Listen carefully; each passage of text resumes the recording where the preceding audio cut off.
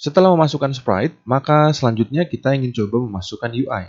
Nah, untuk UI ini, karena walaupun sama-sama gambar ya, teman-teman mesti hati-hati. Untuk UI kita tidak bisa sembarangan drag and drop file gambarnya ke dalam gamenya. Ya.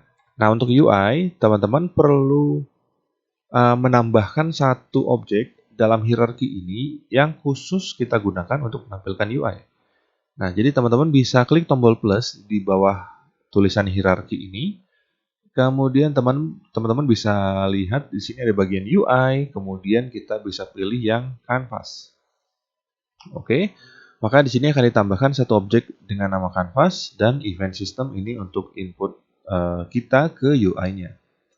Oke. Nah, untuk objek-objek UI itu akan kita buat di dalam canvas ini. Jadi nanti semua gambar-gambarnya akan berada di bawahnya atau menjadi child dari si canvas ini. Nah, kalau canvasnya kita klik 2 kali, maka pada bagian scene ini akan di zoom out ya. Jadi kalau kita coba klik misalnya di bird, segini dia. Tapi kalau kita klik 2 kali di canvas, maka dia akan zoom out sangat jauh ya, karena basicnya di Unity untuk canvas itu kita secara default menggunakan canvas yang ukurannya besar sekali, beda dengan gameplay. Oke, nah untuk menambahkan UI-nya pun berbeda, teman-teman tidak bisa drag and drop. Ya, kita perlu buat sebuah objek di dalam canvas ini. Ya, selain menekan tombol plus di sini, kita juga bisa klik kanan di objek canvas. Kita pilih UI, kemudian kita pilih image. Mana image? Nah ini. Karena kita memasukkan gambar game over dan gambar message ini.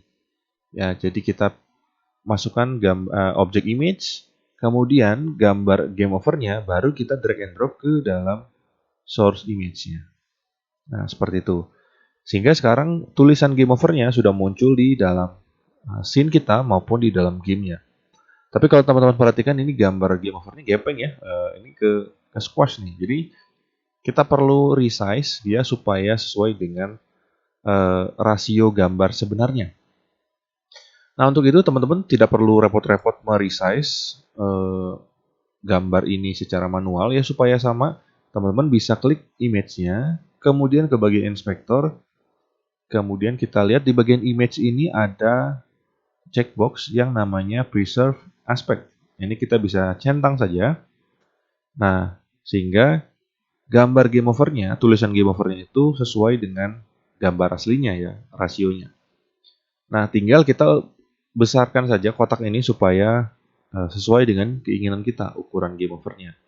Ya, nah, untuk meresize sprite ini atau UI ini ya, image ini, teman-teman bisa menggunakan tools ini ya, di kiri atas namanya rectangle tool.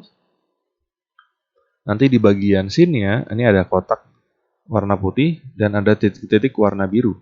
Nah, ini kita bisa tarik titiknya untuk meresize ke satu arah, atau sambil kita klik tahan ini, kita juga bisa menahan tombol Alt untuk meresize ke 4 arah, ke kiri atas, kanan atas, kiri bawah, dan kanan bawah. Nah, di sini teman-teman sesuaikan saja mau tulisan game over-nya sebesar apa, misalnya seperti ini. Kemudian teman-teman juga tentukan game over-nya mau muncul di mana, apakah di atas, di bawah, di tengah, seperti itu ya. Jadi misalnya saya taruh agak atas di sini. Ini untuk game over. Kemudian image-nya pun kita rename menjadi game over.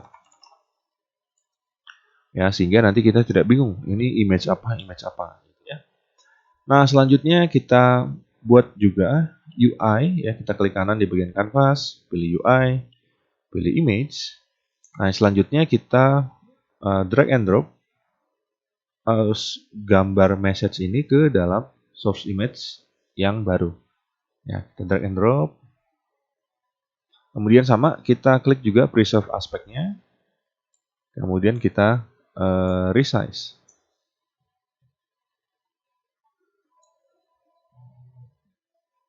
Seperti ini.